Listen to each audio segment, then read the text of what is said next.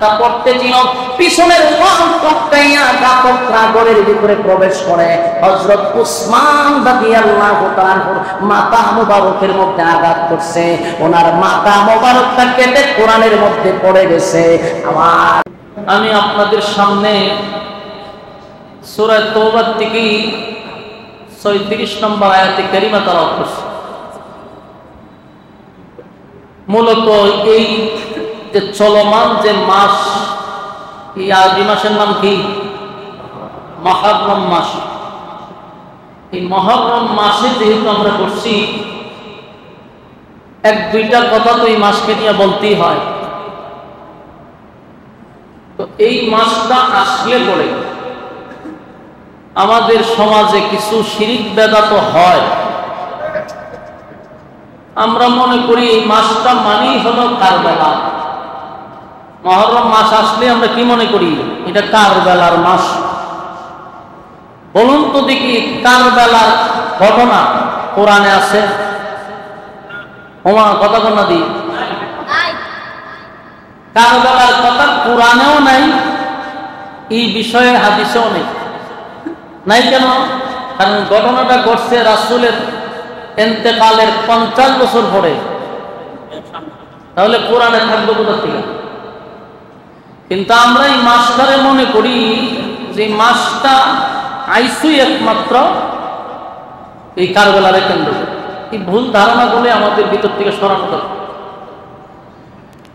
4টা মাস আছে ফজিলতপূর্ণ মাস।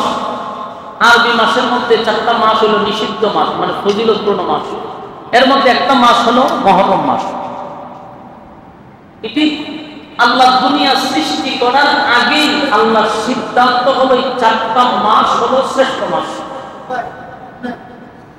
এটা দুনিয়া সৃষ্টির থেকে। এটা কারবালাকে কেন্দ্র করে এই মাস ফজিলতপূর্ণ, বিষয়টা এমন না। তো সম্মানিত শুধু বিস্তারিত বলারও সুযোগ নাই, আমি শুধু এতটুকুই বলবো।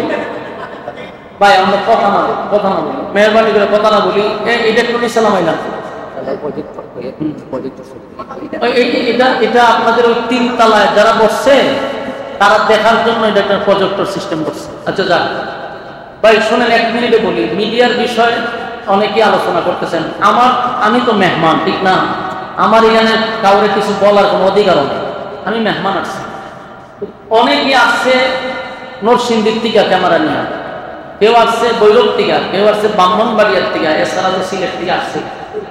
ইয়ং জেনারেশন যারা আছে, এগুলা গান বাজনার দিকে না গিয়া ওলামায়ে কেরামদের বক্তব্যগুলা তারা রেকর্ড করে গোটা বিশ্বে প্রচার করে দেয়। আপনারা এখানে সর্বোচ্চ না হয় 1-1.5 মানুষই হইত, কিন্তু এটা দেখবে লক্ষ লক্ষ কোটি কোটি মানুষ। এই জন্য এই সমস্ত যুবকদেরকে আমরা একটু স্যাক্রিফাইস করার চেষ্টা করি, কারণ এগুলোর আমরা যদি বিদায় করে দিই তাহলে এরা গান রেকর্ড করবো, নাচানাচি রেকর্ড করবো। এই জন্য এগুলো আগলে রাখা দরকার, বালা কাবো লাগবে তাও। এই জন্য একটু সাথ দেওয়ার দরকার। আজকে যদি এরা বিদায় করে দেন, রাগ করে হবে আর ওয়াজই রেকর্ড করতাম, তাহলে এই গুণাগারের বাগিদার আমিও আইসি। যেহেতু আপনারাও এমনভাবে করেছিলাম, পাবলিক ডিস্টার্ব না হতো, এরা জন্য ডিস্টার্ব না হতো, আমরা কথা না বলি। তো দেখেন এই মাসটা, বলুন এটাকে কারবালাকে কেন্দ্র করে এই মাসের ফজিলত, না আল্লাহ এই আসমান জমিন সৃষ্টি করার আগেই স্বীকৃতি দিচ্ছে? এই মাস এমনি গুরুত্বপূর্ণ। এর মধ্যে হলো আশুরা, মানে 10ই মুহররম যে তারিখটা, এটাকে আশুরা বলা হয়। আশুরা মানে 10ম। তো এই মাস 10 তারিখ আসতে পরে আমরা হযরত হুসাইন রাদিয়াল্লাহু তাআলা আনহুর শাহাদাতকে নিয়ে বিভিন্ন আলোচনা আমরা করে থাকি। অনেকে মাতম করে থাকি, চিল্লাচিল্লি করি, শরীরে আঘাত করি, রক্ত বের করি, মানে সাহাবীদের ভালোবাসা দেখাইতেছে। এই মাসটাই এই জন্য আসে নাই। এই মাসের ফজিলত বলতে গেলে ওয়াজ থেকে নিষেধ। আসল মূল ঘটনাগুলো আমরা একটু বলি। আমরা শুধু কারবালার ঘটনা শুনছি, কারবালাটা কেন ঘটল, কোথা থেকে কারবালার এই মর্মান্তিক ঘটনা ঘটল, এর পিছনে কারা ছিল, মাস্টার মাইন্ড কারা ছিল, কারা এর পিছনে ষড়যন্ত্র করছে, এই বিষয়গুলো আমাদের জানা দরকার। রাসূলের পরে আবু বকর সিদ্দিক রাদিয়াল্লাহু আনহু দেশ চালাইছেন। এরপরে খলিফাতুল মুসলিমিন হযরত ওমর রাদিয়াল্লাহু আনহু দেশ চালাইছেন। এই উমর পর্যন্ত মুসলমানদের ঐক্য ছিল, মুসলমানদের মধ্যে একতা ছিল। দেখেন আজকে গোটা পৃথিবীতে সব জায়গায় দেখবেন মুসলমান লাঞ্ছিত, অপমানিত। সব জায়গায় কিন্তু আমরা মার খেতেছি। বলুন আমরা কি সব গায়ক? 200 কোটির উপরে মুসলমান, কিন্তু বিশ্বের ইতিহাস দেখেন সব জায়গায় মুসলমান আজকে মার খেতেছি। মায়ের আমরা খাই, আবার আমাদেরকে ট্যাগ লাগানো হয় আমরা জঙ্গি। চিন্তা করছেন? গোটা বিশ্বে একটা সিস্টেম করছে কি, জাতিসংঘ। এখান থেকে মানবতা দেখাইব, এখান থেকে নিয়ন্ত্রণ করব। কিন্তু এত মুসলমান মারার পরেও মুসলমানদেরকে মানুষের কাছে উপস্থাপন করে এরা জঙ্গি। আমেরিকাকে জঙ্গি বলার সাহস পায় না, ইসরায়েলের মতো কুখ্যাত খুনিকে কিন্তু তারা সন্ত্রাসী বলার সাহস পায় না। মাজলুম মুসলমানদেরকে মারার পরে তারা আবার মানুষের সামনে তাদেরকে ট্যাগ লাগায় দেয় জঙ্গি। এই যে একটা অবস্থা, এটা আজকাল থেকে নয়, এই ভীষণ আজকাল থেকে নয়। আপনারা যদি 10-15 মিনিট একটু মনোযোগ দিয়ে শুনেন, তাহলে আপনারা একটা জিনিস বুঝতে পারবেন যে মুসলমানের ভিতরে এই ফাটল সৃষ্টি করলো তারা। রাসূল আরবি সাল্লাল্লাহু আলাইহি সাল্লাম যখন মক্কা থেকে মদিনায় আসছে, আসার পরে মদিনায় অসংখ্য ইহুদি ছিল। রাসূল আয়েশা ইহুদিদের সাথে একটা চুক্তি করছে, সন্ধি করছে। সন্ধিটা হইল যে আমরা একই সাথে চলবো, কিন্তু আমরা কারোর সাথে যুদ্ধ করবো না। কেউ যদি আমাদের উপরে আক্রমণ করে আপনারা আমাদের সাথে থাকবেন, আপনাদের উপরে আক্রমণ করলে আমরাও থাকবো আপনাদের পাশে। দেশ চালানোর জন্য একটা চুক্তি হয়েছে, কিন্তু এই চুক্তিটা ইহুদিরা বেশি দিন ধরে রাখতে পারে না, তারা এই চুক্তি ভঙ্গ করছে। আপনারা তো দেখছেন ইতিহাস, এখন ইহুদিদের চুক্তি ভঙ্গ করে এর নজির পাইছেন না আপনারা? চুক্তি ভাঙিয়ে আবার মুসলমানদেরকে মারে, এটা তাদের আগের স্বভাব। তারা চুক্তি ভাঙল। ইহুদিদের চিন্তা হলো আব্দুল্লাহ পুত্র মুহাম্মদ মক্কা থেকে মদিনায় আসার পর থেকে মুসলমানদের একটা বিজয়, মুসলমানদের একটা জয়লাভ। যেখানে যায় মুসলমান বিজয়, যেখানে যায় মুসলমান বিজয়। এটা ইহুদিদের সহ্য হইতেছে না, এরা কোনোভাবে এটা বরদাস্ত করতে পারতেছে। এত বিজয়, এত বিজয়, যেখানে মুসলমান যায় সেখানে বিজয় লাভ করে, সুবহানাল্লাহ। কিন্তু এটা ইহুদিদের সহ্য হচ্ছে। তারা সিদ্ধান্ত নিল যে আল্লাহর রাসূলকে তারা হত্যা করবে, নাউযুবিল্লাহ। একবার করলো কি, তারা রাসূল সাল্লাল্লাহু আলাইহি সাল্লামকে এক জায়গায় দাওয়াত দিয়া ইহুদিরা, সাথে সাহাবায়ে কেরাম ছিল। হঠাৎ করে ইহুদিরা বলল যে হুজুর, আমরা আপনার সাথে একেবারে পার্সোনাল কিছু কথা বলতে চাই। সাহাবীদের একটা সন্দেহ লাগছে যে আমাদের পাশে কথা বলবে না, সে পার্সোনাল কথা বলবে। এটা সাহাবীদের একটা সন্দেহ হয়েছে যে ঘটনা তো ভিন্ন। কিন্তু আল্লাহ রাসূল বললেন যে তুমি একটু পিছনে যাও, আমি এদের সাথে পার্সোনাল কথা বলবো। তারা রাসূলকে একটা ঘরের ভিতরে নিয়ে গেছে, ঘরের ভিতরে নিয়ে রাসূলকে বসাইছে। ওই ইহুদিরা আরেকজনকে বলছে তোরা ছাদের উপরে টপকায় গিয়ে বসবি, ওখান থেকে বড় একটা পাথর মুহাম্মদের উপরে ফেলাই দিবি। মূল টার্গেট হলো রাসূলকে হত্যা করার জন্য। তো এরা এইদিকে রাসূলের সঙ্গে কথা বলতেছে, আর একটা ইহুদি পাথর নিয়ে উঠছে রাসূলের উপরে ফেলাই দিল। এই মুহূর্তে জিবরাইল আলাইহিস সালাতু ওয়াস সালাম এসে বলল, হুজুর আপনি তাড়াতাড়ি এখান থেকে উঠেন, আপনাকে হত্যা করার জন্য এরা ষড়যন্ত্র করছে। আল্লাহ রাসূল দ্রুত এখান থেকে উঠে গেলেন। পরবর্তীতে রাসূল এই মদিনা থেকে ইহুদিদেরকে বের করে দিয়েছে। তোরা মদিনাতে হাজার বাইরে। এরপরে রাসূলের পরে হযরত আবু বকর দেশ শাসন করছেন। এরপরে হযরত খলিফাতুল মুসলিমিন হযরত ওমর দেশ শাসন করছেন। ইহুদিরা চেষ্টা করছে মুসলমানদেরকে ধ্বংস করার জন্য, কিন্তু পারে নাই। পারে নাই কেন?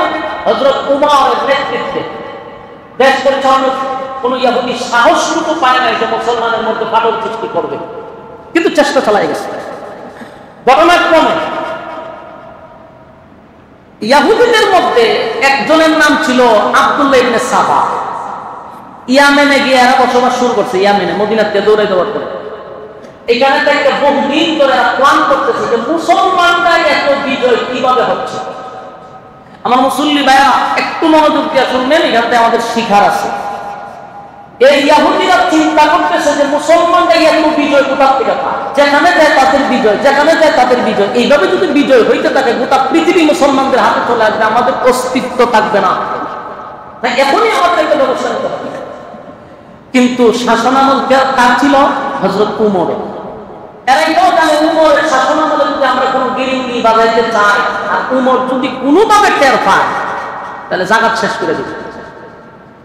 এই জন্য এরা মাস্টার প্ল্যান করতেছে, কিন্তু এরা বহু অ্যানালাইজ করছে যে ঘটনাটা কি, এদের এত শক্তি কোথার থেকে আসে। এরা 1000-এর সাথে 313 জন বিজয় হয়, 60 জনের সাথে 60,000 পারে না। ঘটনাটা এরা বহু বছর গবেষণা করে দেখলো যে এদের মূল শক্তির উৎস হইল মুসলমানদের মধ্যে আছে একতা। আমি কি আপনারা সোনার একটা ভাষায় বলতেছি না, নোয়াখালী ভাষা কিতাব বুঝুন, কথাতে বুঝি বুঝছেন না আপনারা?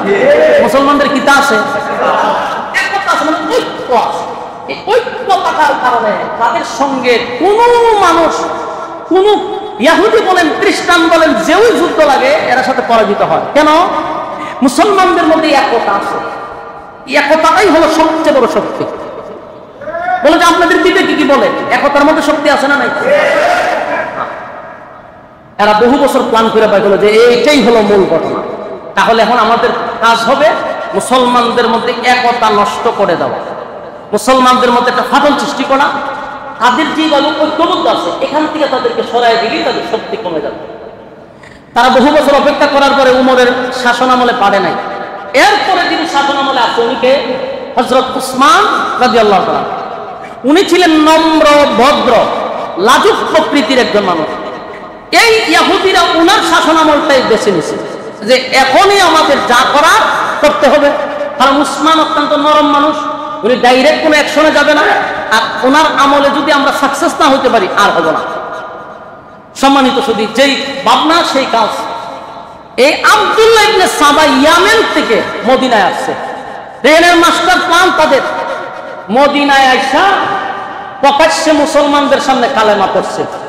কালেমা পইরা মুসলমান হইছে। এই লম্বা দাড়ি, এই লম্বা পাঞ্জাবি, এই লম্বা ভাগরি, পকেটে মেসুয়া, বুঝা যায় বুজুর্গ আসমানতে লাইনাইছে। এত বড় বুজুর্গ কালেমা পড়ার পর থেকে তার ইবাদত বন্দেগী দেখে মানুষ দিন তো দিন তার প্রতি দুর্বল হইতেছে। এত লম্বা নামাজ, এত বড় জিকির, সারাদিন শুধু সে ইবাদতে সময় কাটায়।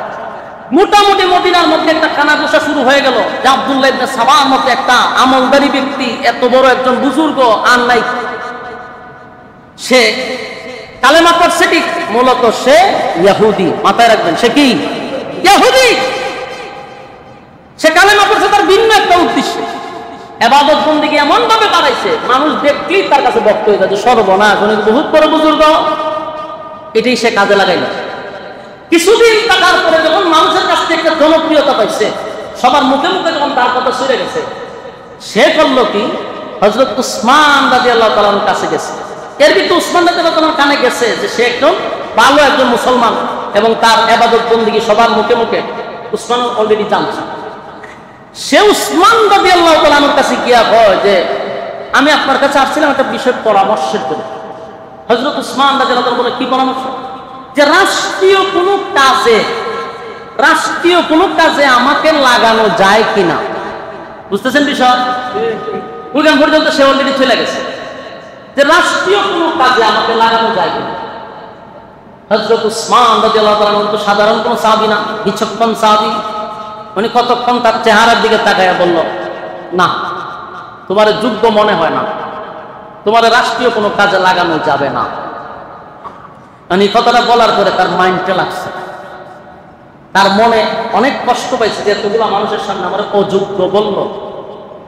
এবার সে কি করলো, এখান থেকে একটু দূরে গিয়া আরো কিছুদিন টাকার পরে ওই যে বিশাল একটা টিম গঠন করছে, মোটামুটি মানুষের আস্থা, এদেরকে বলতে লাগলো যে হযরত আলী থাকতে, এত বড় একজন যোগ্যতা সম্পূর্ণ একজন ব্যক্তি থাকতে, নবীজির আপন চাচাতো ভাই, নবীর বংশের মানুষ, উনি থাকতে উসমান কিভাবে খেলাফত পায়? সিস্টেম বুঝছেন? সিস্টেম একটা মাইট দিছে। আর এই কথাটা কিছু সাধারণ মুসলমানরাও এটা আস্তে আস্তে খাওয়া শুরু করছে। দুর্বল মানুষের কাছে একটা মেসেজ দেয় যেমন আমি একটা এক্সাম্পল দিই, আপনাদের মাদ্রাসায় একজন প্রিন্সিপাল আছে, উনি ভালো মানুষ। এখন ওনারা বিদায় করার জন্য তো ডাইরেক্ট কোনো অ্যাকশন নাই। তখন ওই কিছু কিছু মানুষের কাছে ওই আমাদের মতো কিছু লেবাসদারি মৌলবীরা, দেখতে মৌলবী, বড় দাড়ি পাগড়ি, কিন্তু খাসলত হলো মুনাফিকের। হ্যাঁ গিয়া হইবো আমাদের সোনারগাঁড়ের এত বড় হুজুর থাকতে, হ্যাঁ বেটা কেমনে আমরা সোনারগাঁড়ের মুহতামিমগিরি করতে পারে, কিভাবে পাইলি চাকরিটা? আস্তে আস্তে মানুষের ভিতরে বিষ ঢুকায় দেয়, আর এটা একসময় মানুষ খাইতে থাকে। এরপরে কিন্তু একটা দুর্ঘটনা ঘটে। এই আব্দুল্লাহ ইবনে সাবাই ঘটনাটা করছে। পরবর্তীতে সে করলো কি, হযরত আলীর কাছে গেছে। আলী রাদিয়াল্লাহু তাআলা আনহু একজন বিচক্ষণ সাহাবী, সাধারণ সাহাবী না। ওনার কাছে গিয়া এইভাবে আস্তে করে ছাড়ছে যে আপনার মতো একজন সাহাবী থাকতে, নবীর বংশের লোক থাকতে, যোগ্যতা সম্পন্ন ব্যক্তি থাকতে উসমান কিভাবে দেশের রাষ্ট্রনায়ক হয়? কথা বুঝতেছেন? হযরত আলী চেহারার ভাই ছায়া করে, তোর লক্ষণ বালা না, তোর উদ্দেশ্য বালা না। নেক্সট টাইমে যদি তুই আমার সামনে এই সমস্ত কথা বলবি তাহলে কিন্তু তোর খবর আছে। সে বুঝতে পারছে যে আমার কথা এখানে খাইতো না। অনেক মানুষ দেখবেন ভালো লাভায় গ্রাম যারা আছে, আসলে একলাস কোনো মানুষ যাদের ভিতরে অহংকার নাই, হিংসা নাই, তাদের কাছে কোনো বিষয় কথা হয়ে ছাড় পায় না। আর যাদের ভিতরে নাফাকি করা, এদের কাছে এই সমস্ত লোক গিয়ে স্থান পায়। আর এরা একটা সমাজের মধ্যে এক সময় বিস্ফোরণ তৈরি করে। এই জন্য সবার কাছে কিন্তু সবকিছু পারে না। হযরত আলী রাদিয়াল্লাহু তাআলা, আপনাদের কি মনে হয় একজন সাহাবী নবীর শুধু খালি চাচাতো ভাই? বিষয়টা এমন না। নবীর কলিজার টুকরামে ফাতেমার স্বামী, ঠিক কিনা? হযরত হাসান রাদিয়াল্লাহু তাআলা, হুসাইন রাদিয়াল্লাহু তাআলার বাবা, এমন একজন সাহাবীর কাছে আব্দুল্লাহ ইবনে সাবা গেছিল কিছু ওসমানের বিরুদ্ধে বলার জন্য। কিন্তু হযরত আলী বললেন, আমি যা বুঝতেছি তোমার লক্ষণ ভালো না, তুমি সমাজের মধ্যে একটা ফাটল সৃষ্টি করার চেষ্টা করতেছ। নেক্সট টাইমে যদি এমন কাহিনী করো তাহলে খবর আছে। এই আব্দুল্লাহ ইবনে সাবা উসমান রাদিয়াল্লাহু তাআলাকে মানুষের কাছে কালার করার জন্য তার চেষ্টা চালায়া যাওয়া শুরু করে।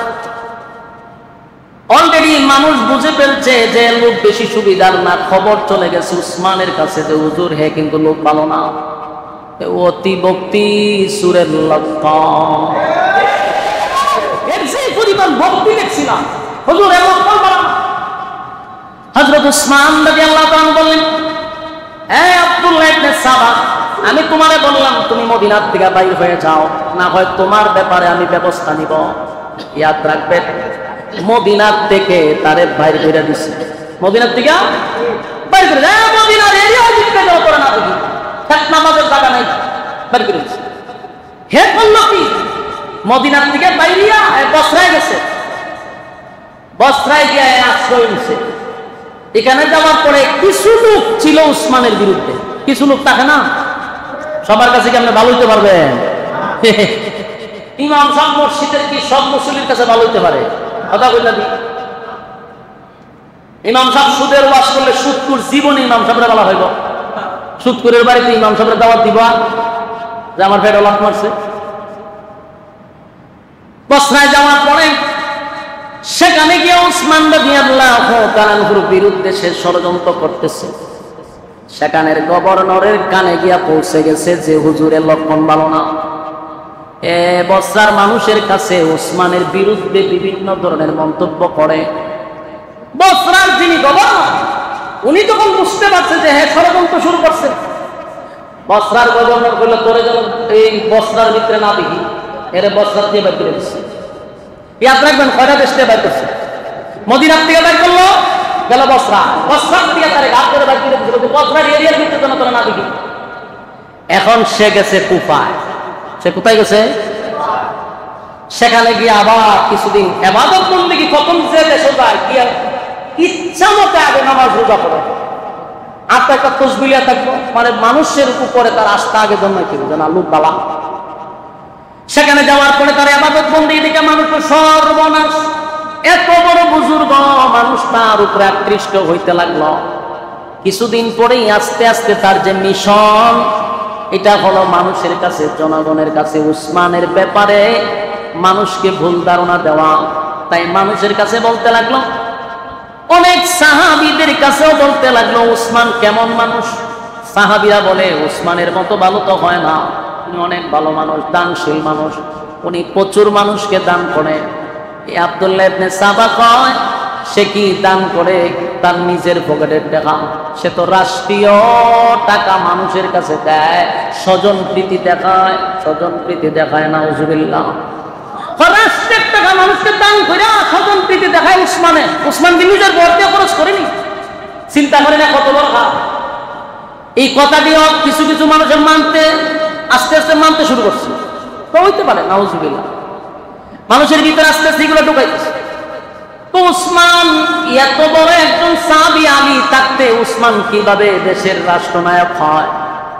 ঘটনা যখন চতুর্দিকে ছড়াইয়া গেল, কিছুদিন থাকার পরে ওই কুফার গভর্নর জানতে পারলো এর লোক ভালো না, এ মানুষের কাছে উসমানের বিরোধিতা শুরু করছে। তখন ওই কুফার থেকেও তারা গাছ ধরে বের করেছে।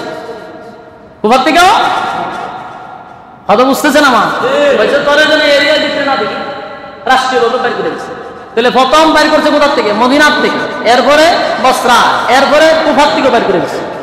এখন হে গেছে শাম দেশে। কোথায় গেছে? শাম দেশে গেছে। শাম দেশের যিনি গভর্নর ছিল উনি হলেন হযরত মুআবিয়া রাদিয়াল্লাহু তাআলা আনহু। দেশ যতজন সাহাবী চালাইছেন এর মধ্যে সবচেয়ে বিচক্ষণ যিনি ছিলেন, মানে দেশ চালানোর মতো যোগ্যতার মধ্যে একজন ছিলেন হযরত মুআবিয়া রাদিয়াল্লাহু তাআলা আনহু। বিচক্ষণ একজন শাসক ছিলেন। এই শাম দেশে গিয়া ও সাধারণ মুসলমান এখানে বইয়ে কথা কইতা দুটো আলাদা করেন, দাঁড়ে বইয়া কথা কইতেছে। এই শাম দেশে গিয়া ও এই ইহুদি আব্দুল্লাহ ইবনে সাবা প্রথমে ইবাদত বন্দি করে মানুষকে বুঝাইছে আমি বড় বুজুর্গ। মানুষ যখন তার কাছে আসতে লাগলো তখন আস্তে আস্তে সে বিষ ঢুকাইতে লাগলো। গভর্নর ছিলেন কে? হযরত মুআবিয়া রাদিয়াল্লাহু আনহু। সাধারণ কোন শাসক না। উনার কাছে যখন পৌঁছে গেছে যে আব্দুল্লাহ ইবনে সাবা মুসলমানদের মধ্যে ফারাক সৃষ্টি করতেছে, মুআবিয়া রাদিয়াল্লাহু আনহু এই কথাটা শুনছে, কোনো ব্যবস্থা নিচ্ছে না। তখন পাশে একজনের বছর দুজন যারা শুনি, হঠাৎ করে এই আব্দুল্লাহ ইবনে সাবা নবীর একজন সাহাবী, নবীর একজন ঘনিষ্ঠ সাহাবীর কাছে বলতেছে, আচ্ছা শুনো, উসমান কিভাবে খেলাফত পেল? তো কেন? কোন আলী যেখানে আছে এখানে তো উসমান পাওয়ার কথা না। এই সাহাবী বলল যে রে, তোমার কথাবার্তার মধ্যে তো আমি ইহুদিদের গন্ধ পাইতেছি। নবীর সাহাবী বুঝতে পারছে যে তোর কথার মধ্যে আমি ইহুদিদের গন্ধ পাইতেছি। তুই কি আসলে ইসলাম প্রচার করস না ইহুদিদের প্রচার প্রসার শুরু করছস? তোর লক্ষণ বলা না। এই সাহাবী আর খাওয়া দাওয়া করছে, তোর আমার সাথে লইয়া গেছে মুআবিয়া রাদিয়াল্লাহু তাআলার কাছে। গেল লক্ষণ বলা, হ্যাঁ হযরত উসমানের বিরোধিতা করতেছে, আমার সন্দেহ লাগতেছে লোকটারে। হযরত মুআবিয়া রাদিয়াল্লাহু তাআলা বললেন, তোরে যেন শাম দেশের ভিতরে আমি না দেখি। কথা কি বুঝতেছে? এর কয় দেশ থেকে বাইর করছে বুঝতেছেন নি? তোরে যেন আমি শাম দেশের ভিতরে না দেখি, এখান থেকে তারা বাইর করে দেবে। এখন সে যাবে কোথায়? এবার সে গেল মিশর। এবার কোথায় গেছে? মিশরে কিন্তু একটা অংশ ছিল হযরত উসমানের বিরুদ্ধে। এখন মিশরে গিয়া তার মিশন সাকসেস হয়েছে। কথা বুঝতেছেন? সেই ইয়ামেন থেকে যে মিশন নিয়ে নামছিল এটা বাস্তবায়ন হয়েছে তার মিশরে। মিশরে গেলে আগের থেকে কিছু লোক উসমানের বিরুদ্ধে আছে। এখানে গিয়া শুরু করলো উসমান রাদিয়াল্লাহু তাআলার বিরুদ্ধে। মানুষ তো তার এই লেবাস দেখিয়া আকার ইবাদত বন্ধু দিকে হইয়া মনে কোন বুজুর্গ যদি কয় উসমানের বিরুদ্ধে, আমরা তো ঠিকই ধারণা করছি। শুরু হইল, কিন্তু বিষয়টা মনোযোগ দিয়ে আসে না। লম্বা একটা সময় আব্দুল্লাহ ইবনে সাবা কিন্তু কাটাইছে মিশরে। লম্বা একটা সময় কাটানোর পরে তার মিশন বাস্তবায়ন হয়ে গেল, তার বিশাল একটা টিম হয়ে গেছে। এখন কিন্তু সে একা না, এখন আর একা না, বহু মানুষ তার মুরিদান হয়ে গেছে। এর ভিতরে বহু মানুষ তার দলে নিয়ে আসছে।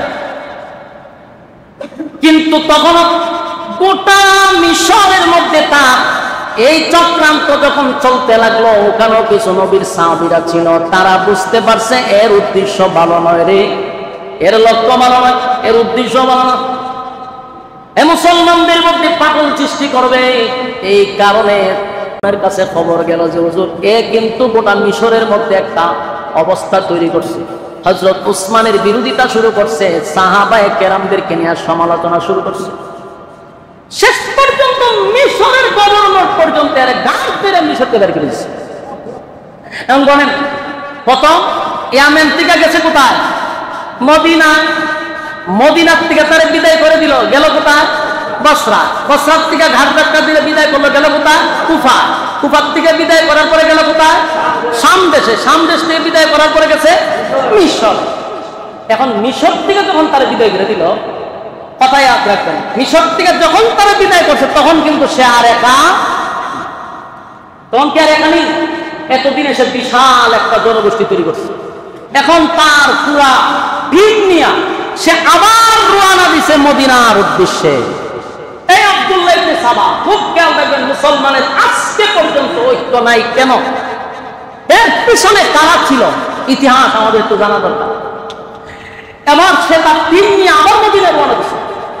মদিনায় যেমন গেছে এখন তার একা না, হে আরো কাজ করছে কি? ওই যে বসরায় গেছিল, এখানে কিন্তু কিছু লোক তার তৈরি হয়েছে, এখান থেকে কিছু লোক নিছে।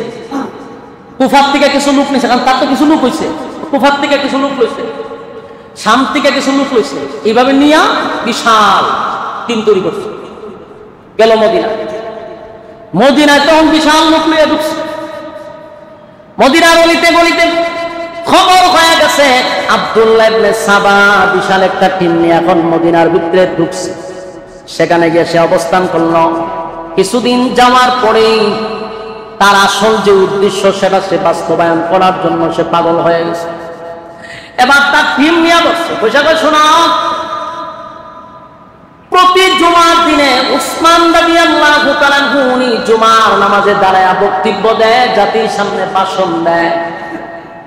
জুমার নামাজে আমরা উপস্থিত থাকবো। যেই মাত্র উসমান রাদিয়াল্লাহু তাআলা যখন ওই বক্তব্য দিবে মসজিদের মিম্বরে দাঁড়াইয়া, তখন আমরা মসজিদের চতুর্দিক থেকে সবাই লাফ দিয়া দাঁড়ায়া যাব, একটা গোলমাল তৈরি করবো আর বলবো আমরা আপনাকে ক্ষমতায় দেখতে চাই না। নাউজুবিল্লাহ। আমার কথা কি বুঝতেছেন? আমার যুবক ভাইরা, সকৌশলে এই আব্দুল্লাহ ইবনে সাবা তার টিম নিয়ে চতুর্দিকে মসজিদের দিকে বসায় রাখছে, মসজিদে নববীর ভিতরে। হযরত উসমান রাদিয়াল্লাহু তাআলা যখন মসজিদে নববীর মধ্যে দাঁড়াইয়া উনি যখন বক্তব্য দিতে লাগলেন জাতির উদ্দেশ্যে, হঠাৎ করে তাকায়া দেখেন মসজিদের চতুর্দিক দিয়া মানুষগুলি দাঁড়ায়া বলতেছে আমরা আপনাকে দেখতে চাই না, আপনাকে আমরা ক্ষমতায় দেখতে চাই না। চিৎকার চেঁচামেচি শুরু করছে। উসমান রাদিয়াল্লাহু তাআলা লাজুক প্রকৃতির মানুষ ছিল। উসমান রাদিয়াল্লাহু তাআলা একজন লাজুক মানুষ ছিল, উনি নরম তবিয়তের মানুষ ছিল। এই দৃশ্য দেখার পরে উনি আর ঠিক থাকতে পারলো না, উনি সাথে সাথে অজ্ঞান হয়ে পড়ে গেছে, বেহুশ হয়ে পড়ে গেছে। বেহুশ হয়ে পড়ে যাওয়ার পরে উনি যখন হুশ ফিরে আসলো, তাকায়া দেখে ওনার ঘরের ভিতরে উনি বসে শোয়া আছে। ঘরের ভিতরে ওই মসজিদে বাইরে করে ওনার ঘরের ভিতরে শোয়া আছে। উনি হুশ ফিরার পরে বললেন আমি কোথায় আছি, কোন জায়গায় আছি? বলে আপনার ঘরের ভিতরে আপনি শুয়ে আছেন। বলে আমি না মসজিদে ছিলাম। বলে মসজিদ থেকে আপনাকে এখানে আনা হয়েছে কেন? কেন আমাকে এখানে বসাইল? আমার ঘরের ভিতরে আমার কেন আনলো? বলে আপনি জানালার দিকে তাকায়া দেখেন, আপনার ঘরের জানালার দিকে একটু তাকান। ভাই ভাই আমরা কথা না বলি, সময় খুব কম, একটু মনোযোগ দিয়ে শুনেন। এতক্ষণ শুনলেন, এখন তো মজার লাগা, একটু মনোযোগ দিয়ে শুনেন। গিরিঙ্গি কেমনে লাগানো? এই সমস্যা কিন্তু আগে ছিল, এখন নাই এমনটা না, এখন এটা আছে, না এখন আরো বেশি আছে। ঐক্যবদ্ধ হয়ে কেউ যদি চলতে চায়, মাঝখানে কেউ ঢুকতে পারে না, ঢুকতে একটা ফাটল সৃষ্টি করে। আজকে যত বলবো যাবতীয় যত মারামারি, যত হানাহানি, সব মুনাফিকদের কারণে। মুসলমানের দেশে কিছু মুনাফিক আমাদের সাথেই বসবাস করে। এমনিভাবে আব্দুল্লাহ ইবনে সাবা, আব্দুল্লাহ ইবনে উবাই ইবনে সুলুলের মতো মুনাফিকরা লেবাস ছিল মুসলমানদের। কিন্তু তারা মুসলমানের বিরুদ্ধে কাজ করত, কোরআনের বিরুদ্ধে কাজ করত, নবীর বিরুদ্ধে কাজ করত। ঠিক তেমনি ভাবে আজও কিছু লেবাসদারী মৌলবীরা যুগের পর যুগ আলেমদের ঐক্য নষ্ট করতেছে বিভিন্ন ভাবে। ভাঙ্গা কোয়াল কথা নাই, দেখতে আছে, দেখতেছেন আলেমের কাছে এই যখনই ওলামায়ে কেরাম সর্বদলীয় ঐক্য হইতে চায় তখন একটা মাঝে দিতে গেল দ্বিতীয় ঐক্য নষ্ট। ঠিক তেমনি ভাবে উসমান রাদিয়াল্লাহু তাআলা আনহুকে তারা বললেন যে আপনার জানালার দিকে একটু তাকায়া দেখেন। হযরত উসমান রাদিয়াল্লাহু তাআলা জানালা খুলে দেখে হাজার হাজার মানুষ ওনার বাড়ি ঘেরাও করে রাখছে। চিন্তা করছেন, দেশের একজন রাষ্ট্রনায়ক, প্রেসিডেন্ট, পুরা বাড়ি ওনার ঘেরাও করে রাখছে, গৃহবন্দী। উসমান রাদিয়াল্লাহু তাআলা আশ্চর্য হয়ে গেলেন আর বললেন, আমার বাড়ির চতুর্দিকে এত মানুষ কেন দাঁড়ায় আছে, কেন তারা চিল্লাচিল্লি করতেছে, এত মিছিল মিটিং কেন তারা করতেছে? ওই মুনাফিকরা বলে, বাহিরে যারা দাঁড়ায় আছে তারা সবাই আপনার পদত্যাগ চায়। আপনি যদি ক্ষমতা ছেড়ে দেন, মিডিয়ামটা চাই ছেড়ে দিয়ে বললেন না জানগা বেদাল শেষ, নাউজুবিল্লাহ। উসমান রাদিয়াল্লাহু আনহু কথা হলো যে আল্লাহর নবীর ইশারা আছে। ইশারা কি? বলে আমার নবী বলছেন আমি শাহাদাত বরণ করব। আল্লাহর নবী হযরত উসমানকে বলছিল, তোমাকে আল্লাহ এমন একটা সম্মানের চাদর দিবে, এই চাদরটা তোমার শরীরে থাকার পরে অনেক মুনাফিকরা চাদরটা টেনে হিসড়ে নেওয়ার চেষ্টা করবে, কিন্তু তোমার মৃত্যুর আগ পর্যন্ত তুমি তোমার চাদরকে জড়ায় রাখার চেষ্টা করবা। এর উদ্দেশ্য হলো উসমান রাদিয়াল্লাহু তাআলা যে খেলাফতের দায়িত্ব পাইছেন, এই খেলাফত থেকে লামার জন্য কিছু মুনাফিকরা চেষ্টা করতেছে কিনা, তার মানে ভবিষ্যৎবাণী হলো এটা নিয়ে তারা টানাটানি করবে, কিন্তু আল্লাহ রাসূল বলছে আমার শাহাদাতের আগ পর্যন্ত আমি যেন গদিটা না ছাড়ি। তাই হযরত উসমান রাদিয়াল্লাহু তাআলা বললেন, না কখনো হতে পারে না, এটা তোমরা যেটা ভাবতেছো এটা কখনো সম্ভব না। আমার নবী আমারে ঘোষণা দিয়েছেন শাহাদাতের আগ পর্যন্ত আমি যেন এই জায়গাতেই থাকি, আমি যেন পদত্যাগ না করি, তা আমার নবীর ঘোষণা। তাই জীবন চলে যাবে রে, আমি আমার জায়গা থেকে লড়বো না। সবাই মিছিল শুরু করে, গদি ছেড়া দেন, গদি ছেড়া দেন, এমন ভাবে আন্দোলন শুরু করছে। হযরত উসমান রাদিয়াল্লাহু তাআলা জানালার দিকে তাকায়া দেখে শুধু মুনাফিক নয়, নবীর কিছু সাহাবায়ে কেরাম সহ উসমানের কিছু পরিচিত সাহাবীরা সহ এই আন্দোলনে অংশগ্রহণ করছে। আফসোস, এই আব্দুল্লাহ ইবনে সাবাই এমন মাস্টার প্ল্যান করছে, অনেক সাহাবীরা পর্যন্ত তার দলে ঢুকে গেছে, এখনো বুঝতে পারে নাই, কিন্তু নবীর বিচক্ষণ সাহাবী যারা ঠিকই বুঝতে পারছে, কিন্তু অনেক সাহাবীদেরকে তার দলে ইতিমধ্যে নিয়ে গেছে। এরা হলো উসমান রাদিয়াল্লাহু আনহু অসংখ্য দোষ বের করছে। এর মধ্যে একটা দোষ হলো উনি রাষ্ট্রের টাকা মানুষকে দিয়ে দেয়। একটা কম যে উসমান রাদিয়াল্লাহু আনহু ইসলামের সবচেয়ে বেশি যিনি দান করছে উনি হলেন হযরত উসমান। আল্লাহ রাসূল বলেন, উসমান তুমি যে পরিমাণ দান করছো আল্লাহর রাস্তায়, তুমি যদি ইবাদত বন্দেগী আর নাও করো, আল্লাহ এর বদলে তোমার মাফ করে দিবেন।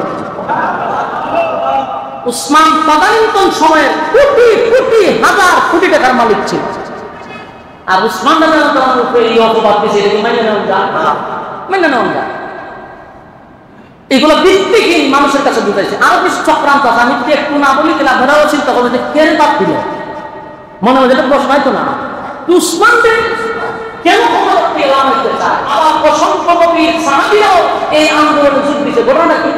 ঘটনা হলো এমন একটা মাস্টার প্ল্যান করছে যে অনেক সরল সোজা মানুষও বুঝতে বাধ্য হয়েছে। যেমন হযরত আবু বকরের ছেলে, নবীর সাহাবী আবু বকরের ছেলে, আবু বকরের ছেলে আব্দুল্লাহ, উনাকে উনি গভর্নর বানাইয়া মিশরে পাঠাইছে, এবং উসমান রাদিয়াল্লাহু আনহুর হাতে লেখা সিটি এবং সিল সহ একটা সিটি দিয়ে দিচ্ছে যে তুমি মিশরের গভর্নর হবে। উনি ঘোড়া দৌড়ে দেখেছে, কিন্তু দেখে উনার আগে দিয়ে আরেকটা ঘোড়া খুব দ্রুত দ্রুত চলতেছে। আবু বকরের ছেলে বলল, যেটা আমার আগে এত দ্রুত যায়, এটা ঘটনা কি? তার ঘোড়া এই ঘোড়ার দাঁড় করাইছে, ঘেরাও করছে। ঘেরাও করার পরে তারা থামাইছে, তুমি এত দ্রুত গতিতে কোথায় যাও? আমি মিশর যাই। কেন? আমার কাছে উসমান একটা সিটি দিছে।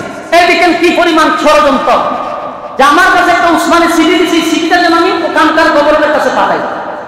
তখন হযরত আবু বকরের ছেলে উনি সিটিটা আনছেন, আইনা দেখে এটা উসমানের হাতে লেখা ছিল, দেখা যায় উসমান রাদিয়াল্লাহু তাআলার হাতে কি লেখছে, যে আমি আবু বকরের ছেলেকে পাঠাচ্ছি মিশরে, মিশরে যাওয়ার সাথে সাথে তাকে তোমরা হত্যা করবা। নাউযুবিল্লাহ। চিন্তা করছেন? আর ওই যে সিলটা লিখতে পারে সেটা কিন্তু হযরত উসমানের হাতে না, এটা নকল করা হয়েছে, ওনার সিলটা নিয়ে গেছিল, নকল করে নিয়েছিল। আর এই সুযোগে এই মুনাফিকরা উসমানের নামে চিঠি দিয়ে বিভিন্ন রাজ্যে উসমানের বিরুদ্ধে মানুষকে ক্যাফায়া তুলছে, মূলত হলে ষড়যন্ত্রের মেন জায়গায়। তাই অনেক সাহাবীরাও চিন্তা করলো, যে হযরত আবু বকর রাদিয়াল্লাহু আনহু ছেলে চিন্তা করলো যে আমার উনি পাঠাইলো সিটি দিয়া ওখানকার গভর্নর হওয়ার জন্য, তা আমার আগে উনি সিটি পাঠাইছে যেন আমাদের হত্যা করে। এটা করলো কেন? আসলে কি উসমানের জন্য সিটি দিছে? এই ভুল বুঝাবুঝির থেকে কিন্তু সৃষ্টি হয়েছে, যা কিন্তু লম্বা ঘটনা, সংক্ষেপে আমি আপনাদেরকে বলি। এরপরে দেখেন চতুর্দিকে যখন গেরাও করে বলেছে, উসমান রাদিয়াল্লাহু ছায়া দেখে যে ওনার অনেক পরিচিত সাহাবীরা এই বিদ্রোহীদের সাথে অংশগ্রহণ করছে, এটা দেখার পর ওনার মনে অনেক কষ্ট লাগছে। হযরত উসমান রাদিয়াল্লাহু তাআলা চোখের পানিগুলো ছেড়ে দিয়ে কান্না শুরু করে দিল, আর আফসোস করতে লাগলো, হায় আফসোস, হায় আফসোস, আমার নবীর অনেক সাহাবীরা কেমনে রে, আমি উসমানদের দ্বারা ভুল বুঝলাম। ভাইরা আমার, ইতিহাসের পাতায় লেখা আছে, একদিন দুই দিন নয় গো, একদিন দুই দিন নয়, প্রায় 22 দিন, কোন জায়গায় 40 দিন হযরত উসমান রাদিয়াল্লাহু তাআলা কে গৃহবন্দী করে রাখছে। আমরা তো শুধু কারবালার ঘটনা শুনছি, কারবালার ঘটনা শুনছি, হযরত হুসাইন রাদিয়াল্লাহু তাআলা কে পানি দেয় না, এটা তো ছিল 3 দিনের ঘটনা। আর হযরত উসমানকে পানি দেয় নাই 22 দিন, সেই ঘটনা কেউ মানুষের সামনে উপস্থাপন করে না। এটা একমাত্র শিয়াদের একটা চক্রান্ত। এই শিয়াদের চক্রান্তের কারণে আজকে এই আলোচনাগুলি কোনো মৌলবি করতে চায় না। আমরা শুধু শুনি হযরত হুসাইন রাদিয়াল্লাহু তাআলা 3 দিন পানি না পাইয়া কারবালাতে, এটা আমরা বিশ্বাস করি কষ্ট দিছে, এটার বিরুদ্ধে আমরা কথা বলি। কিন্তু উসমানকে যে 22 দিন পানি দেয় না, 22 দিন খানা দেয় না, গৃহবন্দী করে রাখলো, সেই ওয়াজ কোথায় গেল? হযরত হুসাইন রাদিয়াল্লাহু তাআলা কারবালার প্রান্তরে শাহাদাত বরণ করছে, এটা আমাদের কলিজায় আঘাত লাগছে। তাই আমরা ইয়াজিদের বিরুদ্ধে ওয়াজ করি, আমরা তার তীব্র নিন্দা জানাই, ঠিক কিনা? কিন্তু হযরত উসমান রাদিয়াল্লাহু তাআলাকে 22 দিন ঘরের ভিতরে বন্দী করে ওনাকে পানি দেয় না। পানির পিপাসায় উসমান রাদিয়াল্লাহু তাআলা জানালার দিকে তাকায় দেখে শত শত সাহাবীরা দাঁড়ায় আছে গো। উসমান রাদিয়াল্লাহু তাআলা চোখের পানিগুলো ছেড়ে দিয়া বলে, এ মদিনার মানুষেরা, এই মদিনার মানুষেরা, তোমরা কি সেই দিনের কথা ভুলে গেছো রে, যেই দিন মসজিদে নববীর জায়গা ছিল না? আমার নবী দায়া বলছিল মসজিদের জায়গা নেয় না, মানুষ বসতে পারে না, মসজিদের জায়গার দরকার। কে রে একটু মসজিদের জায়গা তোমরা কিনে দিতে পারবা? আমি নবী ওয়াদা দিলাম, আল্লাহ তোর জান্নাত তার জন্য ওয়াজিব হয়ে যাবে।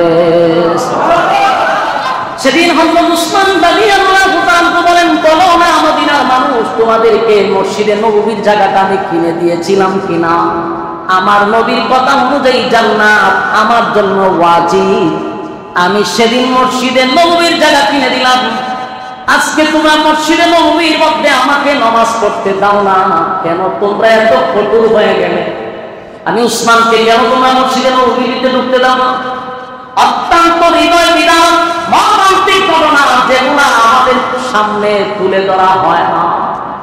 কারণ এইগুলা তুলে ধরলে আমরা বুঝতে পারবো মুসলমানদের ভিতরে ফাটল সৃষ্টি করার মাস্টার মাইন্ড আমরা জানি না। বলা এই যেন আমরা না জানি, এই জন্য কারবালার মধ্যে নিয়ে আমরা রাখছে, আমরা বলে রাখছে কারবালার দিকটা। তখন হযরত আলী রাদিয়াল্লাহু তাআলাকে কারা হত্যা করলো, উসমানকে কারা হত্যা করলো, এই রহস্য যদি আমরা জানতাম তাহলে বুঝতে পারতাম এর পিছনে কারা ইন্ধন দাতা। হযরত উসমান রাদিয়াল্লাহু তাআলা চোখের পানিগুলো ছেড়ে দিয়ে কান্না করে, মদিনার মানুষ